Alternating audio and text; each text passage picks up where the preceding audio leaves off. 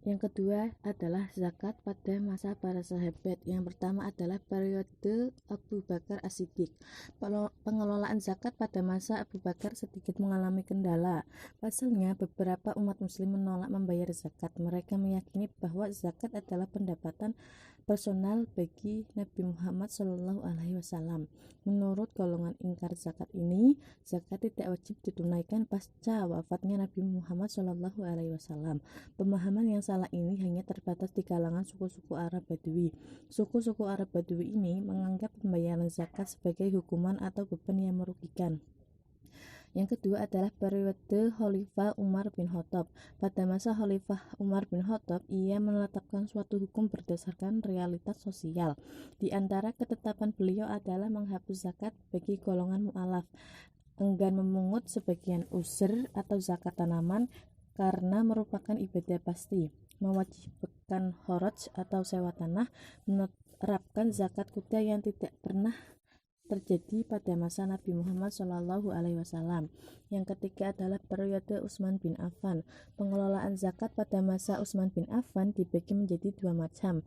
Yang pertama adalah zakat al-amwal az-zahirah atau harta benda yang tampak, seperti binatang ternak dan hasil bumi.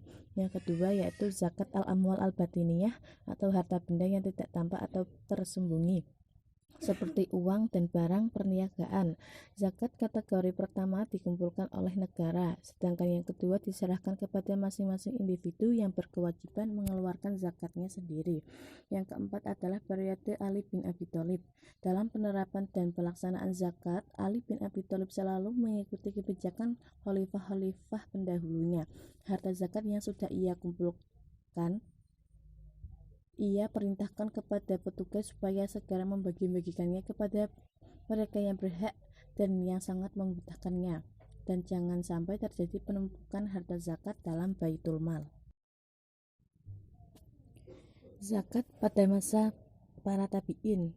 Pengelolaan zakat pada masa tabi'in terekam dalam catatan sejarah Daulah Bani Umayyah yang berlangsung selama hampir 90 tahun, yakni pada 41 sampai 127 Hijriah. Khalifah Umar bin Abdul Aziz adalah tokoh terkemuka yang patut dikenang sejarah, khususnya dalam hal pengelolaan zakat. Di tangannya, pengelolaan zakat mengalami reformasi yang sangat memukau. Semua jenis harta kekayaan wajib dikenai zakat. Pada masanya, sistem dan manajemen zakat ditangani dengan amat profesional. Jenis harta dan kekayaan yang dikenai wajib zakat semakin beragam. Pengelolaan zakat di Indonesia. Yang pertama pada masa kerajaan Islam, kedua masa kolonialisme, ketiga masa awal kemerdekaan, keempat masa Orde Baru, kelima masa reformasi, dan keenam pengelolaan zakat dalam Undang-Undang Nomor 38 Tahun 1999. Selanjutnya, prinsip pengelolaan zakat.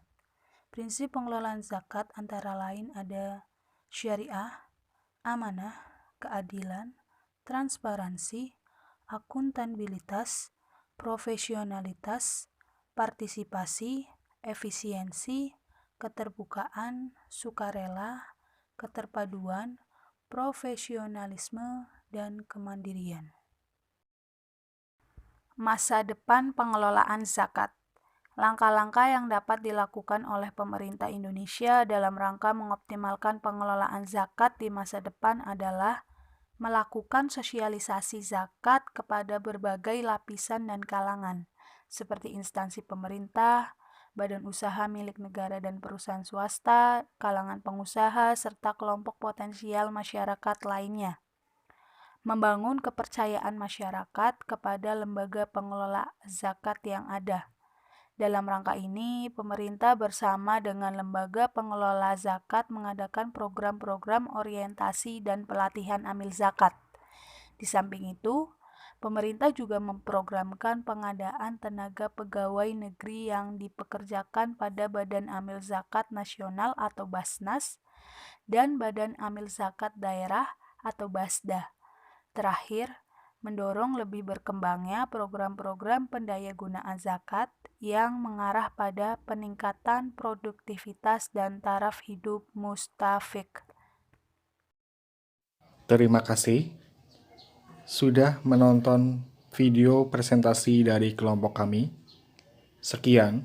Wassalamualaikum warahmatullahi wabarakatuh.